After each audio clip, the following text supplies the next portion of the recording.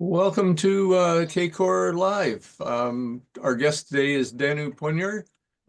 He's a founder of the Grokkist community, which is dedicated to exploring the world with curiosity and care. I met him through another CACOR member, Lilith, and we got in touch. I was fascinated by the notion of Grokkist because I had read Stranger in a Strange Land back in the days when it came out, and the idea of grokking things is to grasp them internally. It fit with my notion that things are what they are first, and what we call them second, if at all. Danu had a busy life in the conventional world, doing all manner of technological and organizational activities. He was uh, organizing the technology research systems for the University of Auckland, the Auckland University of Technology, and at Bond University. He managed conflict and complaint resolutions at a high-volume Apple store in Melbourne before that.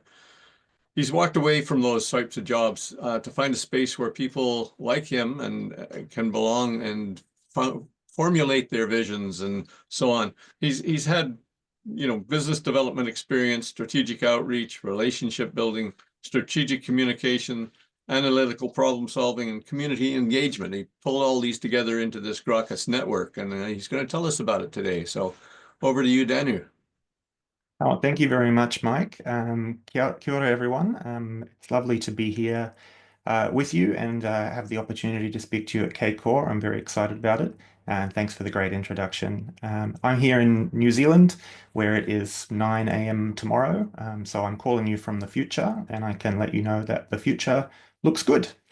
So my talk today is going to be a lot about this idea of the Grokkist, which is a type of person who navigates the world as a champion of curiosity and care.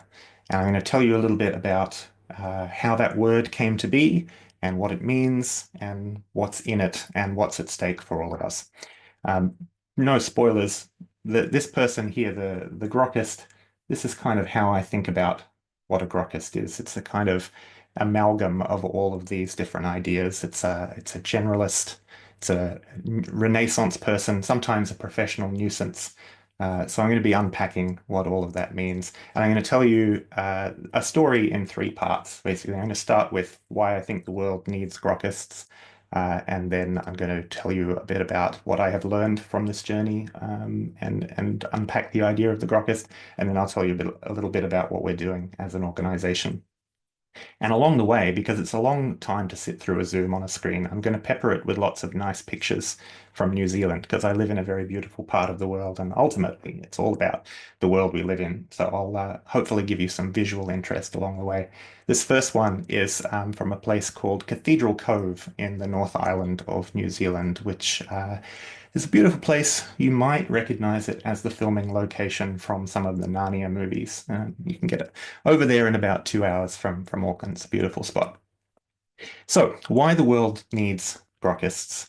And I'm going to be preaching to the choir here because I've seen the kinds of people you have here and the kinds of talks that you do. So this will not be new to you, but it might be a slightly different formulation.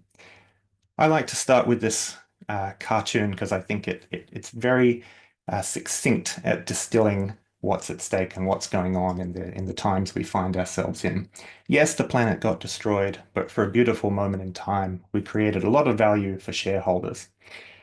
I think this gets at the comic tragedy of our people, and we're very, very intelligent and very resourceful people, but we're also very, very stupid, and we have a tendency to prioritize uh, instrumental values rather than intrinsic values. And we get very short-sighted and lead ourselves into all sorts of trouble with that for ourselves and the society and the planet. And I would really like this quote, which I stumbled across once upon a time and really stuck with me, both because what it says and when it was written. If you want a description of our age, here's one: a civilization of means without ends. Uh, Rich in means beyond any other epoch, almost beyond human needs, squandering and misusing them because it has no overruling ideal, an ample body with a meager soul. This is from Richard Livingston writing in 1945. And I think it kind of encapsulates the whole rational utilitarian project in a nutshell. It's not really grounded in anything. It's grounded in whats and hows, but not whys. It's just rampant instrumentalism, and it relegates the realm of value, literally what matters and why, to a realm of kind of externalities. And I think it's really characteristic of so many of our modern institutions that we're deeply unable to say clearly what they're doing or why. And sometimes institutions with the same name as vitally important practices in education, health, environment somehow manage to obstruct or obscure the very practices that they're supposed to embody because of this problem of being really concerned with whats and hows and not whys and means rather than ends. We've lost this kind of way of connecting with what really matters, the values of the practice. And so, it's a big, complex, ambiguous world out there. But if I had to pin one problem to hang things on, I would call it this means without ends problem. And how do we uh, ground things in an ethos of why? So that's how I come to this problem today. And then, I'm big on philosophers, and one of the best philosophers is Dr. Seuss and the Lorax, who says, unless someone like you cares a whole awful lot, nothing's going to get better. It's not. And this matters to me because the Lorax has kept me safe sometimes during difficult times. But it's also a paradox because I've always been someone who cares deeply, especially about public things and the why and making things better. And if you are someone like that who's kind of for the realm, as it were, and you find yourself inside one of these kind of bureau pathological institutional frameworks where you're not allowed, essentially, to do things for the public good, you're going to be in for a rough time because it's very alienating. You're going to have to bend rules and think around corners just to avoid moral injury and just to do your job. And you're going to spend a lot of energy on finding ways to keep the system happy without losing your soul. And you'll be a kind of what Barry Schwartz calls a canny outlaw. And the realm depends upon people like that. The teachers who find ways to bend the rules to do real teaching instead of just reading scripts. The nurses who find ways to really care for patients instead of optimizing statistics. The world turns. The volunteers who keep the internet running, and despite the commercial imperatives, it's all tied together with bits of glue and string and goodwill. So the world depends on people who care in this way. But if you are that kind of person, you'll get tired and you'll get ground down and you'll get burned out because it's difficult. You might find yourself being a kind of professional nuisance, a critical friend who asks difficult questions, but you'll always be in this kind of, after a while, you'll always be in this defensive crouch of being against them and the system. You'll always expect to be on the outside, and you'll never sort of see yourself as having a stake in what there is. So this is an interesting problem that I've found many people can relate to who care very much in professions that are uncaring places. So I came across this lovely quote from E. Cummings about questions and answers. Always the beautiful answer who asks a more beautiful question. And I like this because it's typical of E. Cummings to play with language in a way that makes you stop and think about it and not just gloss over it. Because what E. Cummings is suggesting is that those of us who ask more beautiful questions will in fact be beautiful answers. We will be the change that we want to see in the world. And I think this is nice because we are terribly out of practice in asking each other beautiful questions. We get surprised and taken aback when someone asks us a really beautiful question, and we kind of don't know how to ask them of each other because we're so accustomed to this instrumentalizing, efficiency-based way of being. But we can unforget how to ask beautiful questions. And each time we unforget, we instantly become the beautiful answer. Everyone is always hoping will come along from somewhere. And so I think that's the challenge. And I want to unpack what a beautiful question is, because I think it gets at that joining the why back into the what and the how. I think a beautiful question is when a thirst for understanding invites a loving encounter with the unfamiliar. Because the key thing about questions is you don't know the answers to them. If it's a really good question, you don't know the answer in advance. And I think we're very unaccustomed and uncomfortable with not knowing the answer in advance. Even when we think that we kind of celebrate curiosity and asking good questions, we do still hold very closely to needing predictability and certainty and minimizing of risk. So beautiful questions are quite challenging, but they're beautiful, so they're disarming. I think they are a combination of knowledge and ethics. Knowledge by itself, it doesn't help us enough. It needs to be joined with ethics. Curiosity by itself doesn't help us enough. It needs to be joined with care. And these are the things I've been thinking about. So what do I mean by beautiful question? Well, one ugly question that I get asked a lot, and I think many of us who are kind of multi-dimensional misfit type people get asked a lot is, so what do you do? And it's a question that strikes fear and terror into the heart of everyone who's had 40 different jobs and changed careers many times, uh, because it's very reductive and it wants to fit you into a job. It wants to fit you into a value that you give to others, and it wants to reduce uh, all of the different accumulations of experience and wisdom that you've got into a thing. And what I have learned more than anything else is that where the real good stuff is not in the things, but in the connections between the things. And if you go through life as the kind of person I'm calling a grokkist, you'll be having lots of different experiences and accumulating lots of different ideas. But most importantly, you'll be working in the spaces in between, finding the connections between those things. And that's where it really matters. So when someone asks you, so what do? You have no way of getting to any of that stuff. It's a very surface level, reductive, ugly question. A better question is, what's your story or what brings you alive? And if you ask someone what brings you alive just in everyday conversation, they will look at you like you're a weirdo, because that's what I mean. We're not used to asking each other beautiful questions. Other examples, instead of how do we fix this annoying thing that's happening, what does the situation call for? That's a different kind of question, with a lot in it, as we'll discover. Other beautiful questions. What would our world look like if success were measured by flourishing rather than growth? That's a question I think about a lot. You can read the others, but you get the idea. I think this kind of boils down to curiosity and care is the formulation I have come up with. And here's what I mean by that. We need beautiful questions because if we don't have curiosity or care, then we are in the realm of ghouls and grey people, as I call them. Terrible, boring institutions where it's very hard to get anything good done, and it's not possible to have ethically charged conversations.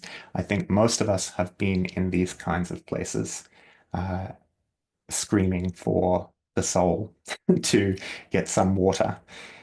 I call them dead zones of the imagination, and they're the kind of places and environments that Hannah Arendt talks about with the bureaucratization of people and how that diffuses responsibility and creates a kind of everyday thoughtlessness, a banality that leads to great evil.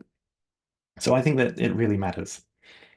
If you have curiosity but not care, I used to think curiosity was the most important thing, but there's a kind of curiosity that is uninterested in the concept of the other except as for its use value.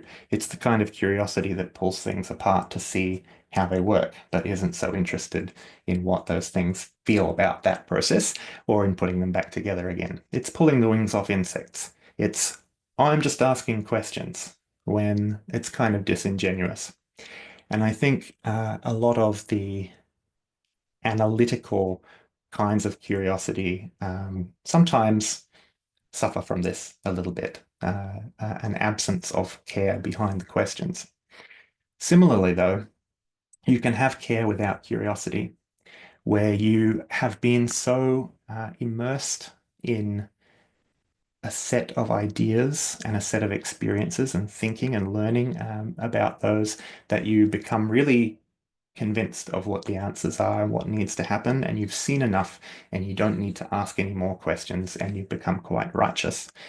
And that can lead to, if there's care without curiosity, that leads us to, I don't need to ask any more questions because I already know what needs to happen. I don't want to listen to you. It can lead to cancel culture. I think neither of these things are sufficient. Both of them are necessary. Neither of them are sufficient. If you have curiosity and care, then you get to the realm of beautiful answers. There are always more questions to ask. There's always more to understand. There's always a perspective you hadn't considered and a possibility that you might be surprised. So that space in between is where we can find beautiful answers that expand the possibility space for self and society, things we hadn't considered. It's the realm that the people I call grokkists like to operate in. So we should talk about this word. As Mike has mentioned, grok is a word that comes from a science fiction novel, a 1961 science fiction novel, Stranger in a Strange Land, which some of you may have read, where it describes, it's a word of Martian origin. It describes a Martian concept, has a lot of different layers of meaning, including to drink, but it's this idea of understanding something in an absorbing capacity, understanding it profoundly, intuitively, taking it into yourself, drinking deeply from the well of understanding so that you allow yourself to be changed and merged with what you encounter.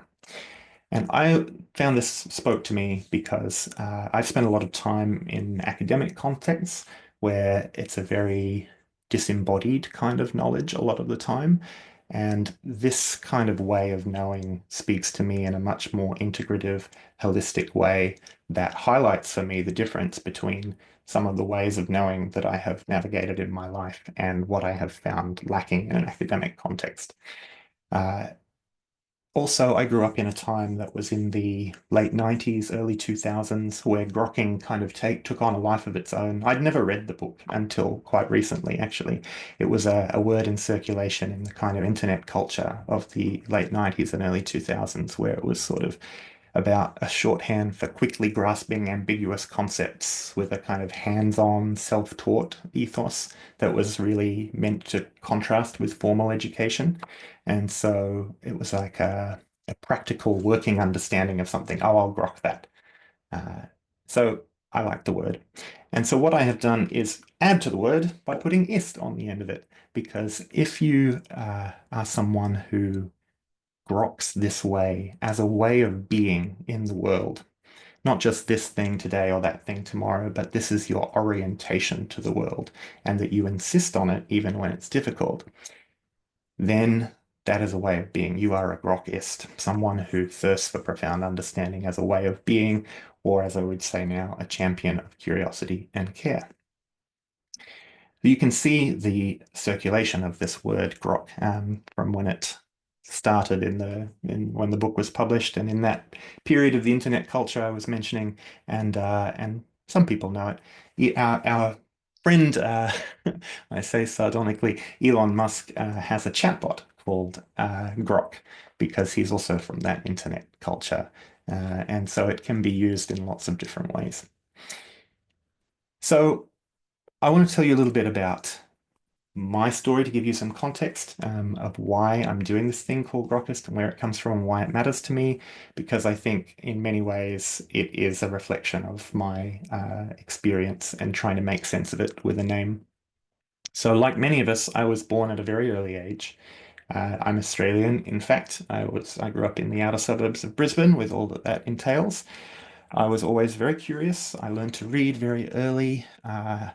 And I got to school and found that that was a very suffocating and demoralizing experience. I was reading Lord of the Rings when I was about 5, and then I got to school and found out that we would be learning to count to 10 and spell words like cat in the first year. And a great sense of disappointment washed over me, which has never really left throughout all of school and all of my degrees and all of my encounters with education since.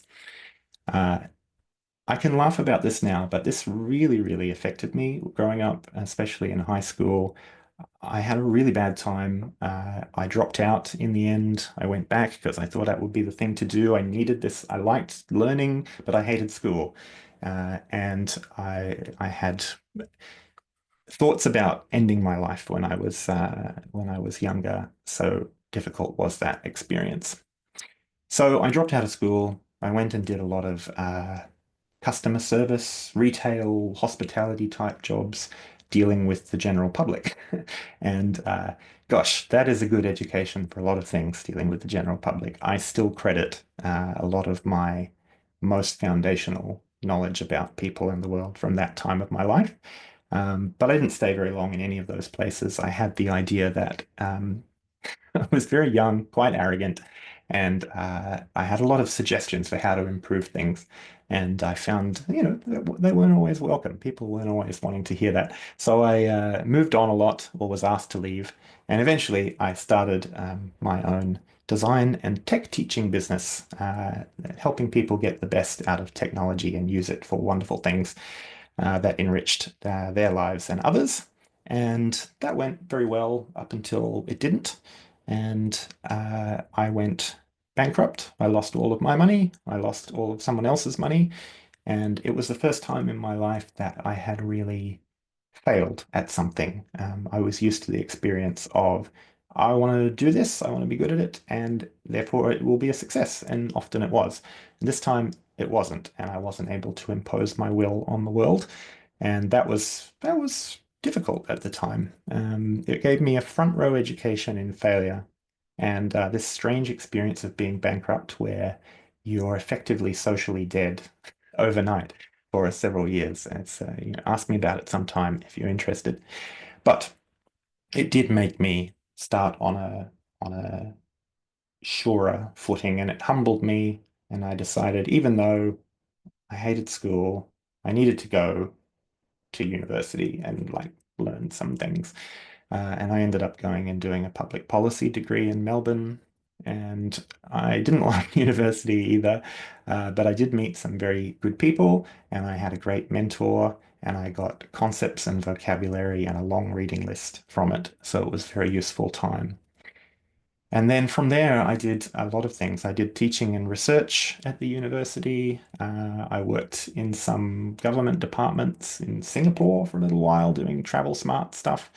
I did some tech support stuff at the taxation office. I was involved in a magazine publishing thing for a while. I was did a policy job, which I can barely recall. I sold software for institutions in the research space, and I was, a lot of different things. Probably the biggest thread through all of that was a period of working in universities, helping universities to manage the performance of their research. Are you getting scholar for your dollar? What is the impact that the research is having? And particularly these national assessment exercises that allocate funding to universities based on them showing the performance of their research. I had a deep specialization in that for a while and got to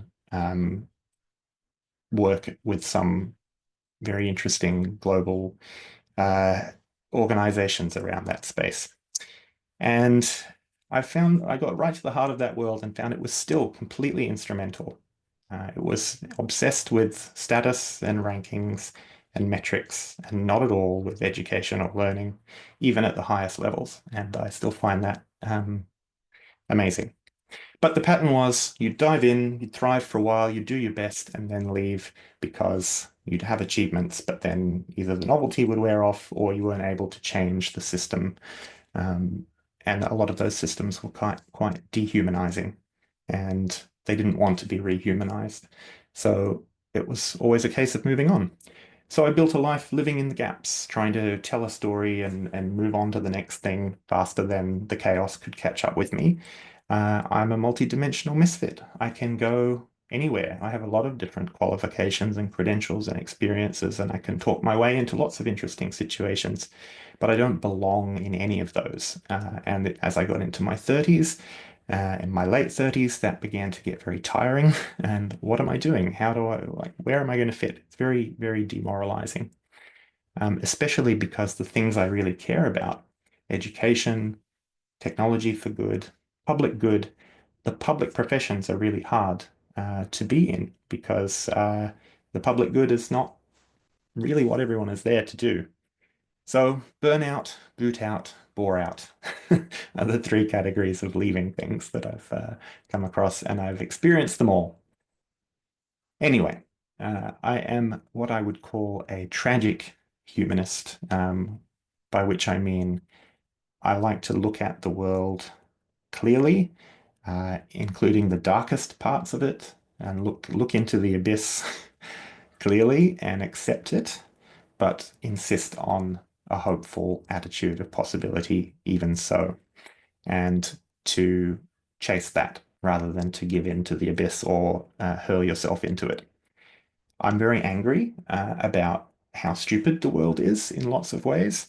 Uh, it's hard enough to be a human animal in the world that we have. We have a lot of nature imposes a lot of hard limits on us as a species, but actually most of the problems we suffer from are largely of our own making, and that drives me crazy. I don't know about you, but the idea that the worst things that happen to us are our own fault, and they could so easily be different if we changed, that makes me so angry, but I also laugh about it. And it fuels this kind of alchemical process inside me that comes out with good humor and creating beautiful things and trying to create spaces where curiosity and care and possibility can thrive beyond the anger and the defensive crouch.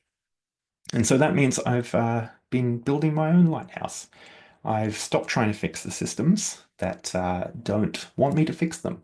For a long time, I have labored under the misplaced and incautious assumption that everyone is as interested in making things as best as they can be as I am. It's taken me a really long time to understand that that's not the case for various reasons.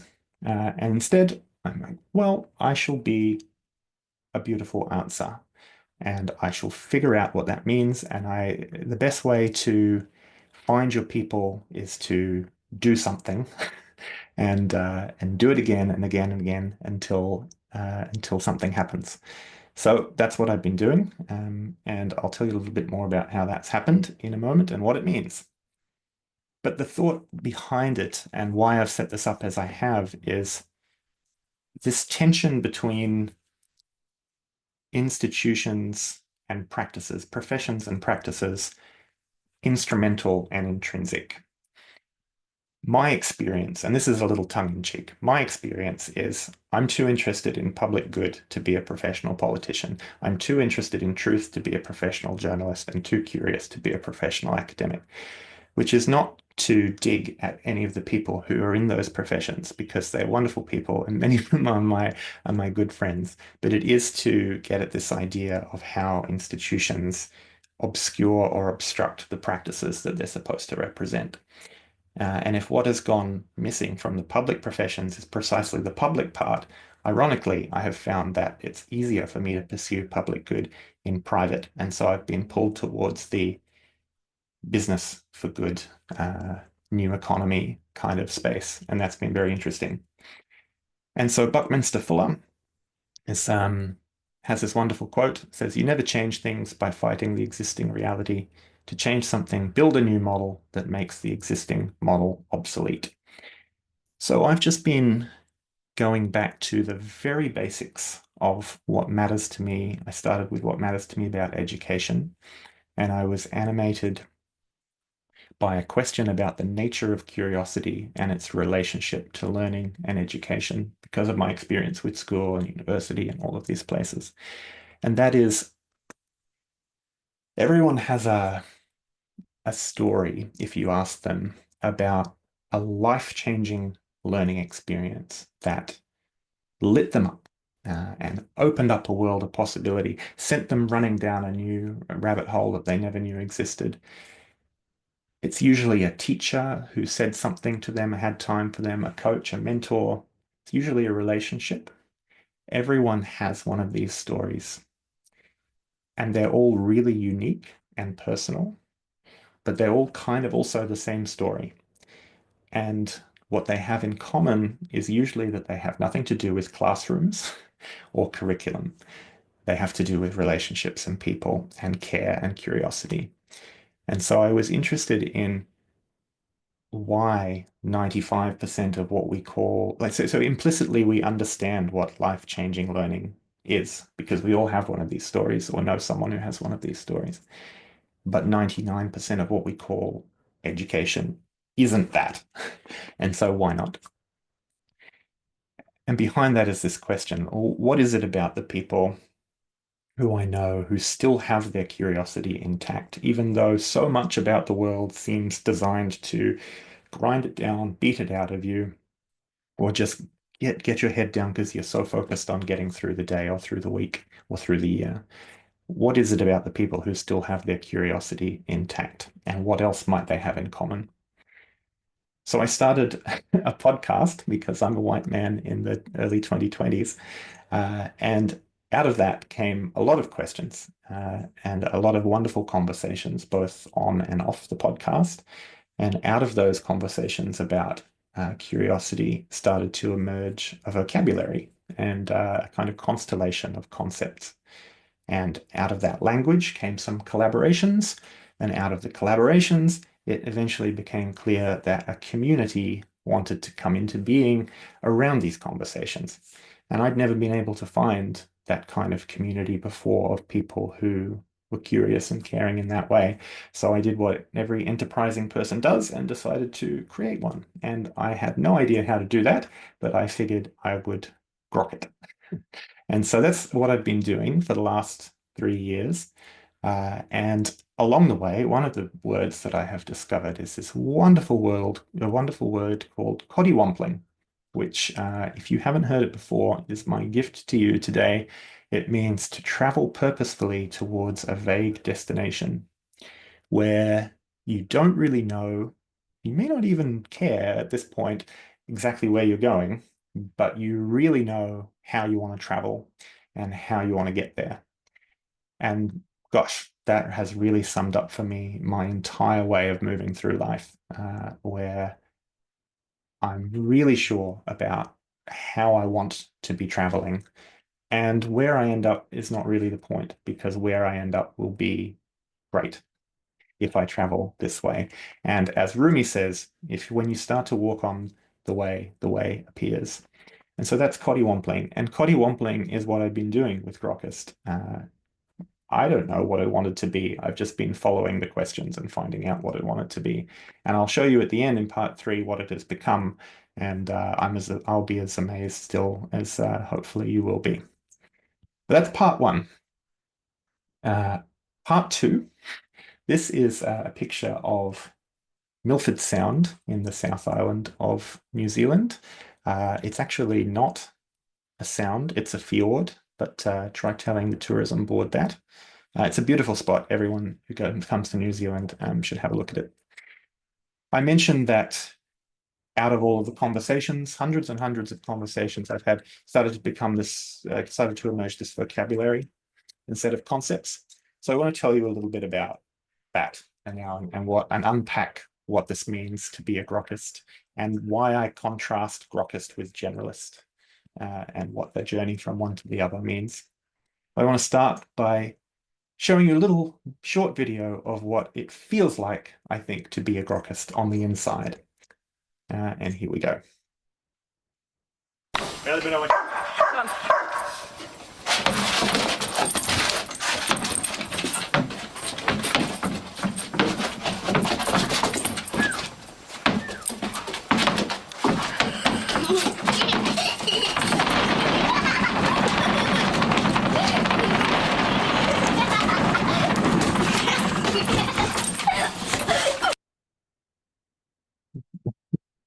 That video is called Dog's Dream Comes True, and I think it really sums up the experience of being a grokkist, where you are constantly chasing all the tennis balls at once, and you're kind of like overwhelmed by that, but you come back and you keep doing it because that's just your happy place. Uh, that's what I think what it feels like to be a grokkist, chasing all the tennis balls all the time. And what that looks like when you're not a dog, but when you're a person who has to give a plausible account of yourself to the society you're in, it comes back to that so what do you do problem. And I want to let you hear what that sounds like from someone on my podcast who I think has put it really, really well, uh, what we're doing here and what this is about. So I'll just share this with you. It's about 50 seconds. I avoided using the word play for years because nobody takes play seriously. You say creativity and people revere it, and you say play and people dismiss it. People said, "What do you do?" And I'd say, "Oh, I'm a I'm a so I've got the arts and I'm and experiential and it's communication." I got to a point where I was exhausted. I just didn't have the energy to bullshit. And I said to someone, "I teach people how to play." And they went, "Oh, yeah, I like it." And I thought, all these years I've been trying to wrap this up as something else, but actually, this is what I do. For those of us who don't fit into a box, it's a very confusing journey because you're always sort of wafting around, not really sure how you express what it is that you do. I was so excited to sit down and talk with you today because it made me feel like I made sense. There's something really wonderful about knowing that there is a tribe of people who all feel the same way and that it's starting to be appreciated. So on behalf of all the grokkists, thank you very much. So that is Trudy Boatwright, who has had even more jobs than I've had. We had a competition about that to see who had the weirdest one. But it really gets at this so what do you do problem that strikes fear and heart-pounding angst into the heart of every grokkist every time it's asked, because we end up with squiggly careers from chasing all those tennis balls. And as I said at the beginning, really what's going on is we are accumulating experiences, and each one adds to the one before. And importantly, it's the connections between those experiences that is where our value and our unique synthesis is. It's kind of invisible to others and usually invisible to ourselves as well. And so we kind of clam up when someone asks us to give an account of ourselves, because our deepest wisdom and our highest value is often in that invisible place. It's really important to be able to tell a more beautiful story about this, because if we don't give a give a story, other people will give us one. And so this is the problem of recognizing, naming, and communicating our expertise and value to others. I think that's where the heart of the Grokkist project starts with the conversations. Emily, one of the very first people I met in the community, sums it up this way: I love having a word for the way I am. And I think, if you never do anything else in our community or read anything or come to any events, just the word itself seems to be really powerful, because it is, as much as there's a resurgence in interest in generalism, and there's a lot of books and talks about that, it's still very hard to get excited about being a generalist. It just sounds very dry. Whereas I think Grokkist is an exciting thing to be. It has more in it. It's not just the knowledge, it's got an ethos in it. And so, as Emily says, I love having a word for the way I am. I believe there's a journey that people go on that I've seen even in the time that I've been doing this, from generalist when I meet them to Grokkist as they spend more time hanging out with each other. And I think it happens in 7 stages, not necessarily in order, not necessarily in an equal length, but I think these are the stages. So I want to tell you a little bit about this, because I think we are people whose lives resist simple labels and timelines. And there's a contradiction even in creating an identity of Grokkist. We are people who are used to not belonging to things, like in the Groucho Marx sense. I wouldn't belong wouldn't join any club that would have me as a member. So having another thing to be is not necessarily the answer. We don't want to be labeled. We don't necessarily want labels. So we celebrate people who don't fit into ready-made categories, and it's about honoring the unique rhythm that everyone has, because normally when you start a community, there is some sort of center of gravity to it that are based on professional group or geography or goal, something. But in the Grokkist community, everyone's kind of out there living as a category of one in their own lane with wildly different interests and experiences and aims. And really what holds it together is only this ethos of an orientation to the world and a kind of need, that an undeclared, unrecognized need, I would say, of locating ourselves within and connecting ourselves meaningfully into broader conversations and living traditions of practice. That's a big thought, but I'm gonna go into it a little bit.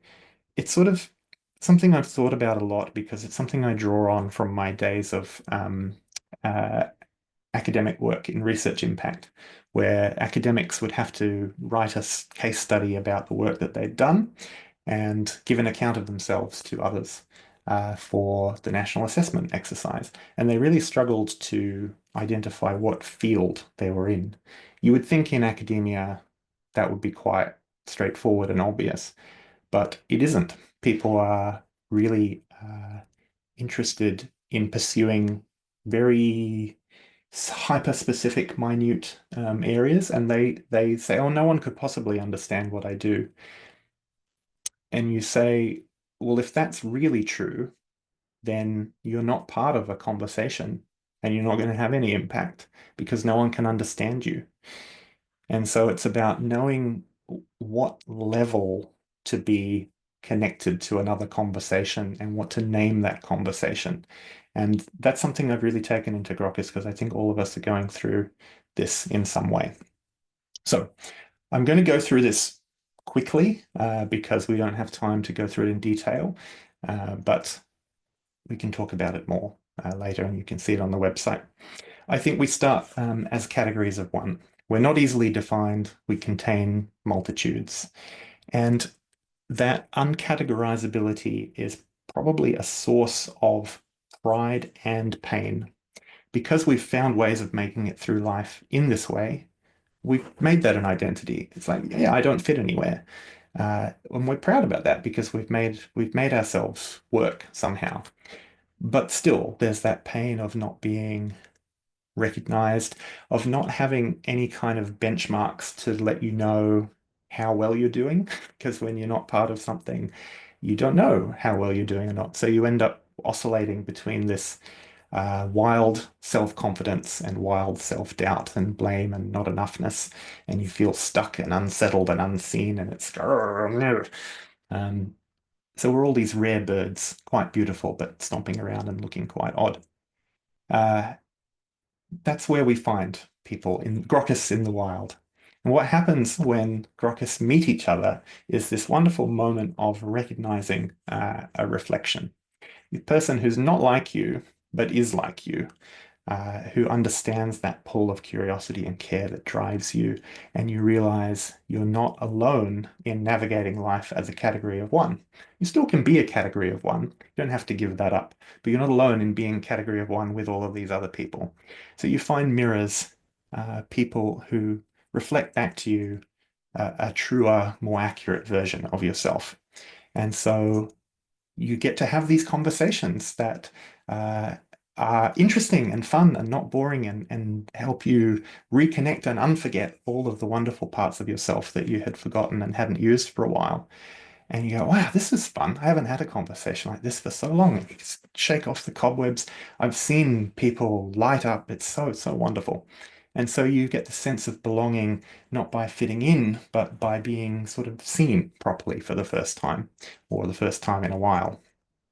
And as Michelangelo, one of our Grokkist members, says, we're all here to be mirrors for each other so we can become more accurate reflections of ourselves. It's a very beautiful formulation. What tends to happen then is that there's a process of going, oh, I have all of these parts of myself that have been neglected or I've forgotten about. Sometimes there's entire jobs or years of someone's life that they've spent. Oh, yeah, I remember when I was training to be a ninja, or when I thought I would be a priest, or when I spent all of that time learning how to make rugs. People forget entire periods of their life and they kind of start to recollect them when they get in conversations and they go, oh, I am a whole self. I have all of these parts. I can reclaim them and I can start to weave them together and see what it looks like to meet myself not in fragments, but as a whole person. And what would it mean to bring those parts into alignment? Even the ones that I don't like or that I'm afraid of or I'm ashamed of, there are no bad parts. And that's the recognition that you start to have. And this is what Brittany, another one of our Grokkist members, calls embracing your inner outlier. It means taking those parts of self you've been encouraged to abandon and reclaiming them in a way that's valuable and shows people what they were missing. This has spoken to me very much because that's the journey I have been on. What happens after that is people start experimenting with their gifts. And I have made this a silly and playful slide on purpose because I think there's a real point to this. If you ask Grokkists what they're really good at, it's hard to answer that question because what we were saying before, the tacit knowledge is in the connections between things. That's not something we declare to others. It's something we don't even know ourselves that we understand certain things, and we certainly haven't given it a name or a story. It's just stuff that we know how to do and improvise from a repertoire of practical wisdom that we've accumulated. And we don't tend to think it has value. But what happens is we kind of create these spaces where people can show up and share their gifts and say, hey, you're really interested in this thing that lights you up. Tell us about that. Tell us about your relationship with this thing that lights you up. And along that story, you'll get all of these different things that someone has done that go into what they've learned. And they come out with the most amazing insights that no one else but them could have because of the unique journey that they've been on. And that tends to cluster in little groups of practical expertise. So I have this activity that I like to do with people called the Practical Wisdom Set List, because I do think it's like a performance, like a repertoire that you give. So if you go and you're in a band and you go perform, you've got your set list of things that you can whip out and your party pieces, and you just know how to play them. You don't have to be nervous. You don't have to think about them. You just do it when the situation calls for it on the spot. And so practical wisdom set list pieces are things like bloom where you're planted. If you listen to someone long enough in conversation, they'll say something like that. Oh, I've always been good at, I can bloom where I'm planted. And that sounds like a hokey, folksy thing, but there's a lot in it. There's a lot of expertise in it about adaptability and the situations. Like, where have you used bloom where you're planted? And if I say to you, can you do bloom where you're planted in this situation? They go, oh, yeah, I know how to do that. They wouldn't be able to write down what that is or explain it because it's tacit knowledge, but by giving it a name and by creating a list of these names, that can start to help someone understand where their accumulation of wisdom and expertise comes to bear in a way that others can see. Some of my practical wisdom set list pieces are emotional support Labrador, where I don't really do anything in a space, but people feel better for having me there, and it sort of calms the energy in the room. It's taken me a really long time to figure out that that's a thing. But, oh, okay, there's nothing for me to do here. I'm doing emotional support Labrador. Or safe pair of hands. I know that one when people are like rushing around like emperor penguins trying to hand over an egg and they just want someone to tell them what needs to happen. I can do safe pair of hands. That's another one. So you get the idea. So we kind of create spaces where people can discover and name these things. Then what tends to happen is you've got names for these fragments, and then you're finding the red thread that goes through them all. If you you start to see your story not as 40 or 50 self-contained episodes, but they are that, but there's a theme going through it, a red thread of continuity. And that starts to be where you can start to tell a story about your experience that you can live by, that makes sense to you first, and then that you can also invite other people into. My red thread is the story of me facilitating other people towards flourishing. Everything I've been involved in, whether it's technology or policy or sales or whatever, it's always been, that's the mode that that's what I've been trying to do, facilitate other people towards flourishing. And so once you know that, you can kind of go back and look at your story and recast it in a different way and tell that story and communicate it to others. Then what happens is you kind of rest for a bit. You would think you'd be like, oh, I can go rushing out into the world with this information, but it doesn't work like that. You have to take a little time for that to settle and let those subtle shifts ripple through you. Small changes in your life, profound impacts, though. It's a little bit like a hermit crab changing its shell for a bigger one, or a butterfly coming out of the cocoon and needing to rest and strengthen its wings a little bit before it takes off. It's a gentle, delicate time, and if you're used to an efficiency-based world, you'll feel like you're not being productive at all, but actually there's a lot of work going on in testing your strength as you let go of the things that don't fit and get ready to take flight. And then what happens is you can step into your power then.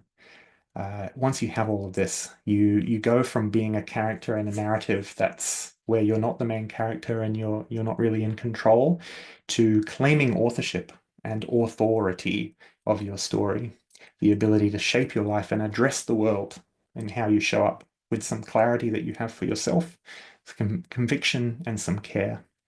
And that kind of turns you into a coddywampling person who doesn't, you can then go anywhere. And it doesn't matter where you go because you'll be showing up in a way where you're living as a custodian of your gifts, and you will recognize the right kinds of opportunities for you and the potential for you to step in and be that person. And you can tell when someone has that stance, they carry that responsibility of their power lightly, but with purpose. And that's when you really become a beautiful answer that other people are drawn to. So I've been talking for a long time and I do want to get to a discussion. I'm just going to take 5 more minutes to go through the last part and tell you a little bit about Grokkist, the organization, in part 3. So this is a picture from Auckland where I live, and this is what it looks like at this time of year. I'm sorry, it's a beautiful time of year. I'd love if you could all come and visit. What we do as an organization to help Grokkists to flourish. So as an organization, we call ourselves a home for all those who insist on relating to the world with curiosity and care. And it's about facilitating that journey from generalist to Grokkist. And I think that we are here to support the builders of the new world. That's the kind of distinction I've made. The people who are trying to do things differently, people like yourselves, those rethinking the systems we rely on, challenging the outdated structures, and crafting regenerative alternatives that honor the interconnectedness and interdependence of all life. Asking those beautiful questions. We want to create a community of those people, all in their own lanes, doing wonderful things.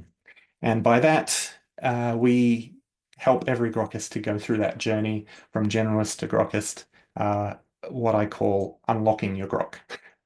And so we've created this kind of ecosystem that's a living experiment that's got 3.5 parts to it. One is a network, we're an online community where you can connect with people, hundreds of people across disciplines, generations, geographies.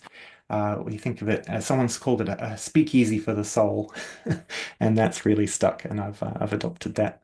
We have a press where people can publish things that matter. It's never been easier to publish anything yourself before now. We have the tools and the technology to do that, and yet people are still really looking for a place where they don't just want to cast their wisdom out into the void for a handful of likes and for it to be chewed up by the content machine.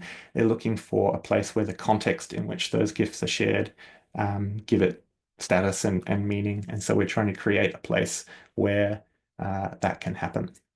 We have an academy where we're creating educational experiences that try and create those life-changing learning experiences that I talked about before by really just by getting rid of all of the stuff that you don't need and coming back to what do we need to get rid of? What will help facilitate those relational conversations?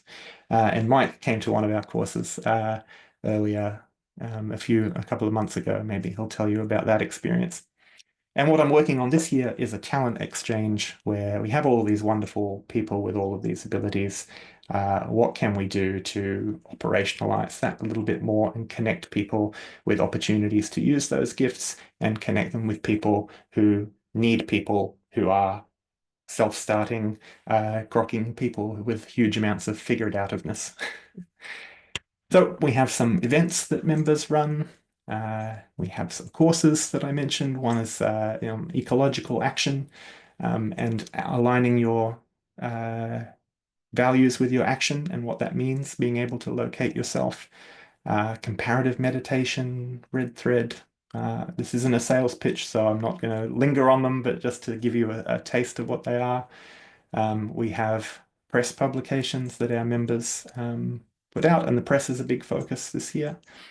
And I've set us up as a regenerative business, by which I mean we're set up as a social enterprise, so it's purpose before profit, and the work is grounded in radical accessibility.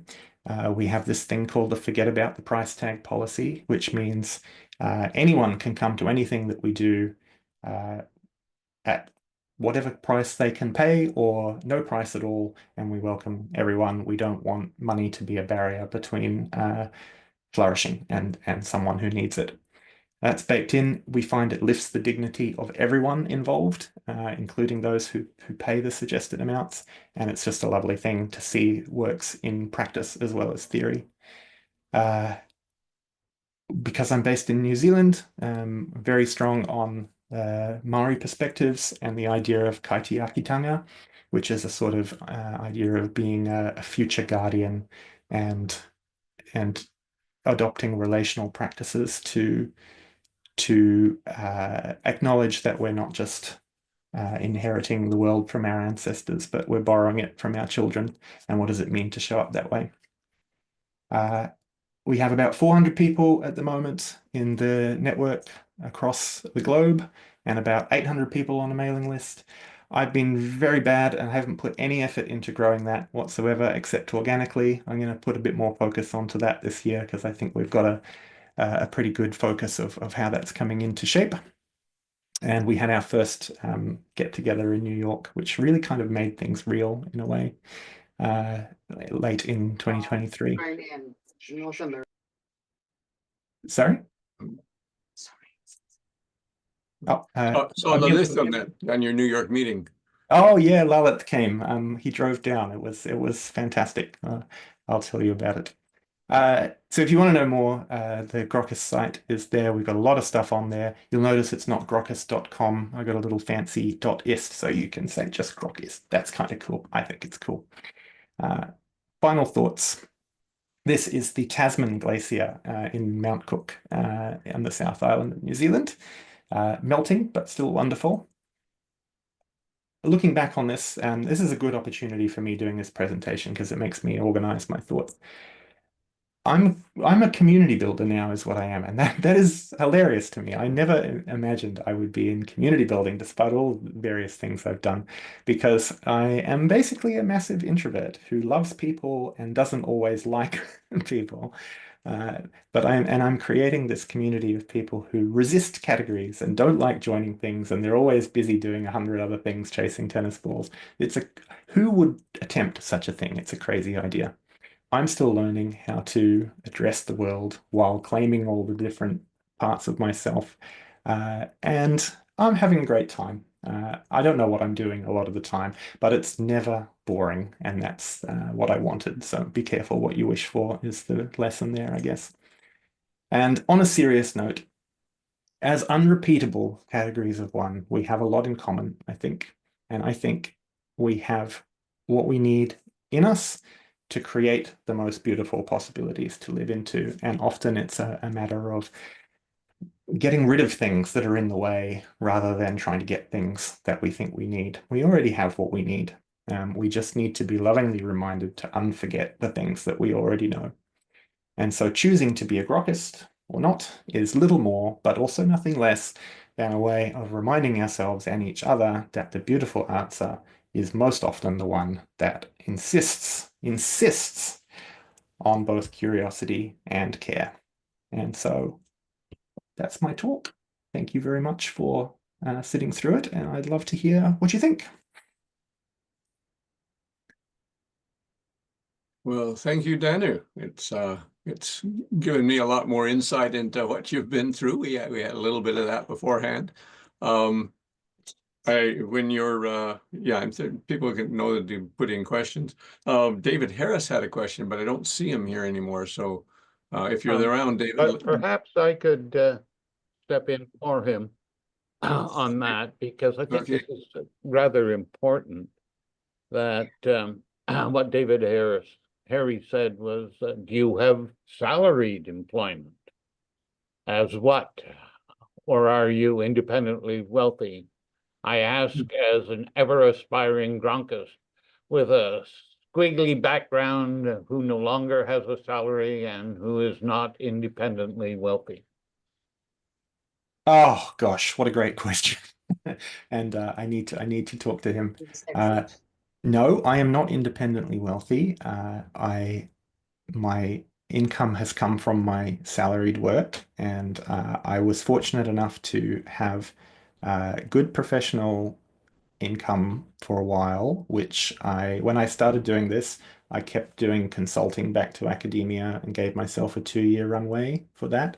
And then I found that when the contract came around for renewal, I thought, no, I really can't do that. My life has changed and moved on too much, so I didn't renew those contracts.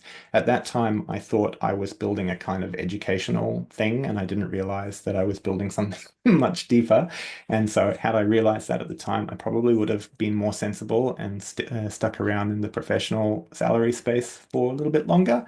And so now I'm in this kind of trapeze space, trying to cobble together bits and pieces from everything, where I have some momentum and things are going, but it hasn't landed financially yet. And this is the kind of year where that traction should be happening.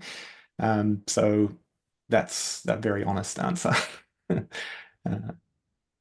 Okay, and I have made an entry into the chat record, which indicates one of the ways that my random walk through life, very similar to yours, but different in a different pathway, different destinations, but the same influences at play.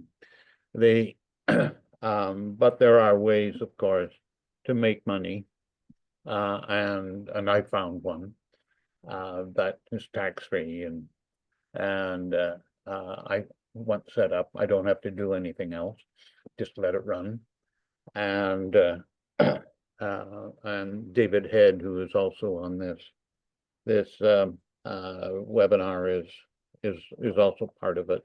I just want to comment, of course, Danu, that everything you described describes everyone that's on this in this webinar in one way or another, and I'm sure we all relate to it and have different experiences. I'll turn this back to Mike and other questions. Thank you. Okay, well, I have a question, and Claude Butner can be on deck because he had a question as well. My question was stimulated when the woman said that she was avoiding saying that she teaches people how to play, and once she said that, then people sort of blossomed and wanted to relate to her on that basis. We used the directive, more fun, less stuff, and a lot of people light up. I like that, the idea of what you're doing with your life. But some people just get right, they don't want to deal with that. And I just wondered if you've seen that dichotomy. Yes, there is a lot in that. As grokkists, we tend to be language nerds in the sense that we're used to being misunderstood, and so we know it matters what you call things. And so there's a temptation to go for this kind of enchanted language that reflects our experience from the inside, what I would call the shoes off self kind of language. And that's very important. And then you also need the shoes on language of how you can be understood and accepted and integrated with others. And that's a slightly different piece. And often it's not what you expect. Because like Trudy's example is a really good one because she had been avoiding that. And it's just a really neat formulation of what actually takes many years in practice to come up with the right formulation, because I find people are in this process of sidling up to being seen. That's really what it's about. And I know this because I'm going through this process myself, even though I'm out there and talking about all these things. I still find it difficult to be the work. I'm someone who likes to let the work speak for itself and do a lot of preparation and make wonderful things and then put it out there without having to go, hey, look at this. I just hope it will speak for itself. And I think I've thought that that was a kind of point of pride, but actually it's a way of avoiding being the center of attention and avoiding being seen. When you examine that, it's about how you want to be understood, and that is all about the language. So I know I'm kind of circuitously not answering your question, but the answer is yes, I've seen it all the time. And it's what we spend a lot of our time thinking and talking about. Thank you. So Claude. Yes, Danu, I think you actually answered my question. It started out as a question as to if I Google Grokkist website, it comes up with grok.ist. IST domain is actually Turkey. And I was wondering, is there a network? Did you choose that? And then, of course, you explained that it spells Grokkist. So, Yeah. so it's a self-answering question. So I'll modify my question a little bit. So much of what you talked about actually reminds me of the counterculture years of the 1960s, where people were very much encouraged to think of themselves as what they do for work. And a whole community, unfortunately, it got tied up in the way you looked, the long hair movement. A lot of people, I remember being shocked years later when a kid asked his mom, well, what's a hippie? Oh, those are people that didn't like to work and they didn't like to bathe. And of course, being a former hippie, this, really, it shocked me that that was the way that our story was being replayed. So is there a philosophical, in the book, Making of a Counterculture, Rozak described a lot of philosophical writers and authors through the years that influenced the rise of the counterculture. And do you discuss where the philosophical roots are of the Grokkist movement? Oh, yes. What a wonderful, rich question. I also want to ask you, Claude, when you became a former hippie, like when did that moment happen? Late teens, so 1969-ish, that when I went from being someone who strived to be straight A in high school to suddenly, I'm not like the people that I see around me in this society.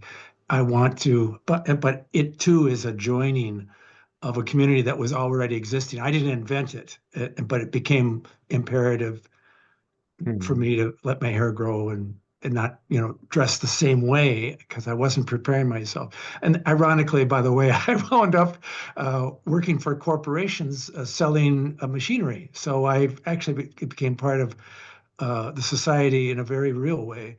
But at the time, it was important to step away from that particular path and just look at what I wanted to do. But the community itself was so one could say scattered. What are we going to do today? Let's make some candles. What a great idea. Whereas now it's like, why don't we just buy the candles? Because they're expensive. No, it's not about that. It's about creating a candle. How do you do that? Well, here's the way these people do it. So it was a lifestyle of discovery, which unfortunately a lot of us get away from. But that's the best of a counterculture movement, is when they're discovering how they want to live. And it isn't necessarily the way that their parents and grandparents lived. And by the way, I think this will see some kind of a resurgence, maybe under the name of Grokkist, as people realize that the future might have severe limitations on us. Well, thank you for that. What a wonderful answer.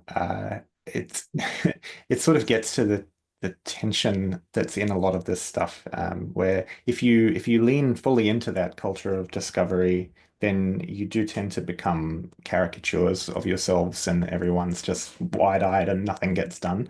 And sometimes I have a tension between my inner anarchist and my inner administrator, and that's quite a generative tension at times, because I want to build.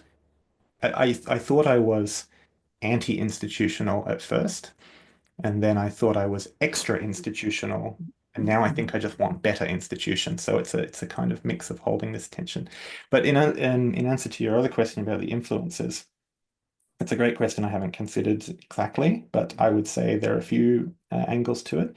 My parents are kind of hippies, and I don't think they've become former hippies. They're still living their own world with that, and that's percolated down to me. Dad gave me this idea that anything is possible if you want it to be. I have him to thank for that, and this kind of appreciation for the natural world and animals, and being embedded in something larger than just the instrumental society. I didn't know that at the time, but I realized how important that's been. In terms of ideas, like I grew up, as I said, in the computer age, so it was all online bulletin boards and computer games and Terry Pratchett and Douglas Adams and that kind of sardonic wit. And then philosophically, later I started to get involved in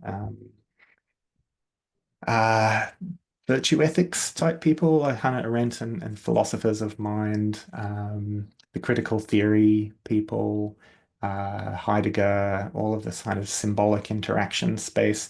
There's a long tradition of ideas in there, political theory. Then I met Nathan, who's my co-founder, and he has a background in environmental ethics, and he brought a whole other. He's a philosopher, he calls himself. He brought a whole other set of references, and so fusing those together has been quite generative. And then as we have more people, the great thing is you meet these people who have so much in common with you, and they have a completely different list of books. And you get to learn and exchange, and so it's growing richer all the time. And I'm very happy that it's bigger than just me and my ideas. That's something I always wanted from the beginning, is for it to be the space between people. Thank you very much. Thank you, Claude. Art has another comment. While he gets on deck, I've got a question for you. A good friend of mine says that we can no longer have everything that we want, but we can be more than we ever imagined. How do we make that transition? Is that we can filter in no there? longer have everything we want, but we can be more than we ever imagined? Yeah. That's big. Well, what do I think?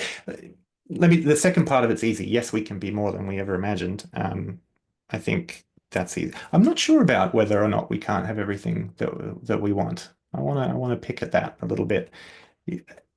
Well, first of all, like, who's we? Because there are many different kinds of good life, and some of them are incompatible with each other. But there's a plurality of different good lives. So I'd have to wonder about that. And then, a lot of the people who I speak to, like the younger people who I come across, they don't expect to live to get old, a lot of them. They expect to not have money to retire comfortably, that the state won't take care of them, and that they'll die in the climate wars. And they're not kidding. And so their wants, they don't allow themselves to have wants. And there's a kind of numbness and lack of agency that happens there that turns into this world-weary cynicism, self-aware. It's difficult. So I don't know. Like what I'm getting at there is, I don't think I want to say as an axiom that we can no longer have everything we want, because I think the aspirational part of that is really important. To be able to see yourself wanting and realizing things is really important. I think otherwise we're in trouble. But probably the deeper point is knowing what the want is. I read this really, really great book last year called Stand Out of Your Light, Stand Out of Our Light, which is like a philosophy of attention. And it's in the context of technology platforms trying to hijack our attention and in the attention economy. But what struck me about it is there's three categories of attention. There's the spotlight attention, which is what we think about. We're focusing on right now, and technology is kind of distracting us. But there's the daylight attention, in which we are able to make time to be present with what we want at all. And sometimes the larger order effects of the technology is that we forget how to want what we want to want. And it's a kind of recursive point, but I think if we can reclaim that space, we may find that it is possible to have everything we want because we want something else than we thought we did. Yeah, it's if you want friendship or you want understanding or stuff of that nature, it's in limitless. If you want fast cars and yachts and more land from other territories, it's sort of cut off by the planet's limitations. So the key point is everything that we want, and if those things are of our spirit, then it's unlimited. But if they're material, then we're restricted by the capacity of the planet. I still find I want some material things, so I'm struggling with this. In answer to the question before about the money and how I pay for myself, I've been adjusting my expectations and what my real wants are, but also finding I'm not adjusting them down too far. But it's a calibration process. That what does that mean and what's possible, and it will fall unevenly around the world, I'm sure. So I don't know whether that's a useful answer to you at all, but food and shelter are material wants that clearly aren't going to go away. There's some other stuff that's more problematic. Anyways, I'm going to turn this over to Art. Art, your comment. Yeah, just a comment on this wants. I recently read an article that put forward some excellent arguments that says really all we want is money, fame, and sex, and that's the driving forces of life, and there's a lot of truth in that. I do want to address the concept of, as this article said, fame. It really is some form of recognizing yourself and having other people to recognize you, because you cannot exist as without a society around you, and you want to be an integral part of that society and respected in that society. And at least that my journey, I believe, has been made a lot easier because of technology, and because I'm a scientist. I've spent my entire career on the bounds of human knowledge, and it's rather easy to go off and expand that that the bounds of knowledge, and hence to affect change or encourage change, than those who are not on the edge. It's harder. And this brings me to the concept of research and development. And it's a term that is used by just about everyone, and everyone nods their head knowingly, not really understanding what R&D means. R&D is an admission that you don't know something, and you're going to go off and you're going to try as hard as you can to understand that and to share it and to advance mankind's knowledge. But when you say R&D, it is an admission that you don't know. Now, at least I know that from a technical standpoint, but I'm not so sure if that is applicable in other disciplines. Did you comment on that? Is that a reasonable thing for people in the social sciences and what have you? Is that how they look at R&D? Oof. Yeah, good question, Art. I'm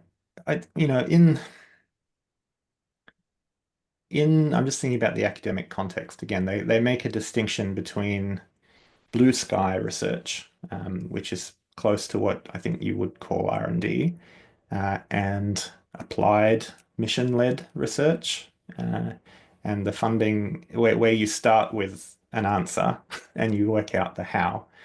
And they're both valuable. And what tends to happen is the funding and the incentives and the prestige gravitate more towards the latter, the applied mission-based global challenge research, and less to the blue sky stuff. And that's because of the efficiency-driven culture, and everyone has incentives to be able to give a good account of themselves and what they're doing. I find most of the people who are doing research are just interested in finding things out and then finding out what they find out and then sharing it. And everyone wants to be contributing to something, but it's about finding the place that they can do that from. And sadly, in professional research and development, at least in the academic context, it's mostly about showing that you've got publications and you've got conference presentations and that you've got outputs, and you very rarely get any time to do the actual finding out of things. And you often have to go. I've got a lot of disgruntled academics in the community who are finding they have more intellectual curiosity-driven conversations that then inform that they get from the space what they don't get from their colleagues, which is being razzed up and inspired and remembering what's exciting to them, and then they take that back into their space and they do amazing things. And so that's a very good outcome, I think. Again, I'm not sure. I think I went on a tangent there. I'm not sure if I answered your question.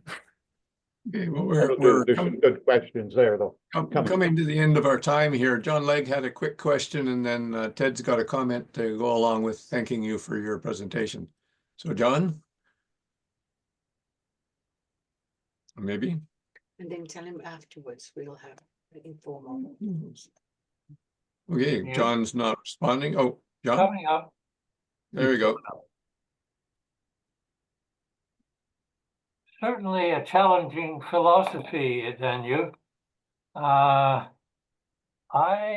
think that there are enough things that are seriously wrong in the world, and the directions they're going in are pretty negative. So I find it difficult to not see your philosophy as simply a luxury. Now, I do see that it's useful if you could get enough people together to feel that it makes you better, that makes you feel better by acting together. But I'm afraid I'm into a rut, and that is that unless I feel I'm trying to counter something which appears to be pretty negative, then I'm not doing anything useful. So do you have any comments or questions about that philosophy and about my general reaction to your philosophy? Well, I thank you for the challenge. It's something that we think about a lot. You know, we made this video about philosophy of education and school, and the origin of school is schole, which means leisure. It used to be, learning means leisure, which is fine because it was only available to a very small section of society, and so was essentially a luxury that most people did not have access to. And so, yeah, that critique is definitely built in. I would say a couple of things. One is I'm not suggesting that the world would necessarily be better if everyone suddenly decided that they were going to be a Grokkist. It's a sort of anyone could be a Grokkist, but not everyone needs to be a Grokkist. A Grokkist could come from anywhere. There are many forms of life, good life, and I think it would be a kind of weird place if everyone was a Grokkist. But I'd say there are those of us who it's not a matter of choosing. It's a sort of this is a way of being that allows us to make sense of ourselves, and it doesn't feel like a luxury. It feels like oh, this is a name for a thing that I've been trying to make sense of all my life. So there's that, but your broader point, I think I have a question for you, which is, both of us seem to be acting out of a deep sense of ethics, and you're expressing it in terms of opposing things that are wrong and wanting to make them better. And I'm curious what that looks like for you, and where you would direct that energy, and why that seems incompatible with this. Well, let's put it this way. I think there will be, and within this group I belong to, the Club of Rome, the word, very polite word, and it's quite a diplomatic word, is that there will be an unraveling. That is to say, the way I read that word is there will be a high death rate as the population keeps going up, the resources in a commensurate way keeps going down, and one of the Homo stupidus species that we belong to, one of our bad habits is to go out and try to destroy others. I mean, take Putin and his band and Netanyahu as examples. So I started to be an engineer, and then I figured, boy, oh boy, I think the world would be a better place if I did not practice.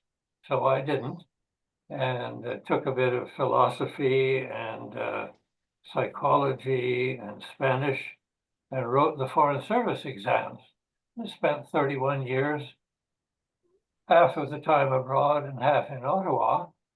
And I guess I fooled myself enough to think that I was doing something useful, but now at the end of my career, I've been involved in trying to keep Canada together, I say, with many others, and that's the Quebec problem. And I'm at ease in French, so that helps. But all I can see now is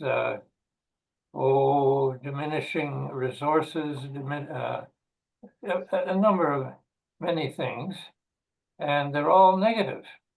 So I don't think I've been very successful, and but I still think I would feel better to continue what I'm doing, even though I really don't see much of a positive outcome as a result.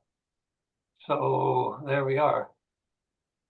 Well, thank you, John. I know we're on our time, but it's such an important point. I do just want to respond to it. And I suspect we may be in furious agreement, John, because I think it comes back to the point about the tragic humanism. I think, yes, there is a joyful aspect to what we do, and there's a playful aspect to calling it Grokkist that's, about self. But at the level of society, yeah, there's a lot of dangerous negative stuff going on, and a lot of, if you look at it carefully, the unraveling is tactful. And, we're going into a whole phase of ethno-nationalism and deglobalization and all of the things that will entail, and that will have really real material human ecological consequences across the globe.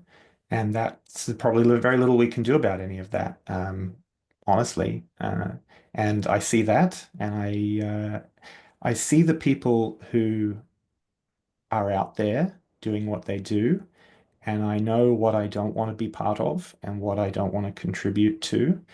And I think one of the things that the Grokkist idea gives to me personally is this thing I can hang my hat on about this insistence on curiosity and care, even when everyone else is sliding into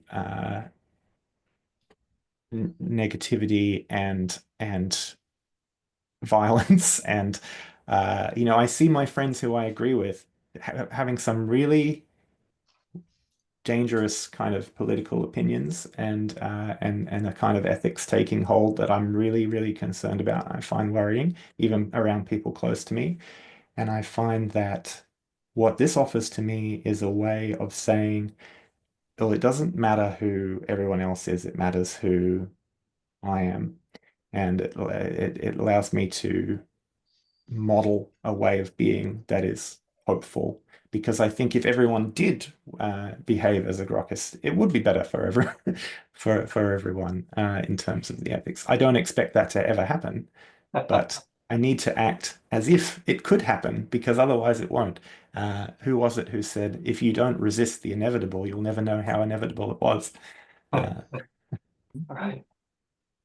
Well, thank you for your understanding and your comments, which, who knows, we may be closer than I think, and I hope so. perhaps you're right. Thank you, Okay, John. well, thank you. So I'm going to turn it over to Ted. Participants should know that we're going to continue the conversation offline once Danu's been properly thanked. Ted. Danu, I think I can identify the characteristics of an awful lot of Grokkists on the screen. The fact is that most of us did not arrive here through reductionist science, or if we did, we escaped. And most of the people here have a very eclectic career and have tried God knows how many things to attack a large range of approaches and problems. So I would say that what you talked about is quite attractive. We understand where it's coming from, and we can understand how it can be very attractive to others to believe that it is actually safe to do a range of things in your own way. So I would thank you very much for talking to us about this, and I think we will be able to do a continuing process. Another thing I would mention is that the Club of Rome itself has an initiative focused on well-being, which is getting the notion of well-being to replace acquisition and greed as the prime directive. And if you want to look at it further, you would find there are some commonalities, and certainly respect for the value systems from many, many different countries and societies who have totally different wants and needs. And it's a challenge for us to try and identify these and to try and get people to actually have dialogues about them all. So again, thank you. This fits very much into the approach that we are trying to do in the Club of Rome and in CACOR to get a wide variety of ideas together in the same place. So thank you again. And I would then wrap up by saying we are now in the process of finalizing this year's payments. And so many of you will have received a solicitation saying, please, we now have a new system that does work and you can pay your dues, and we can actually get back on the black side as opposed to the red side of the ledger. So that said, that's the commercial. And we would also ask you to please, when you go on the website, and this will be put on the web very shortly, we would ask you to subscribe if you're going to share it on YouTube and share it with other people. So thank you again, and thank you, Dana. And you can tell by getting continuous questions and people sticking around and interested, yeah, you win. So thank you very much for coming. Thank you, Ted. Thank you, everyone.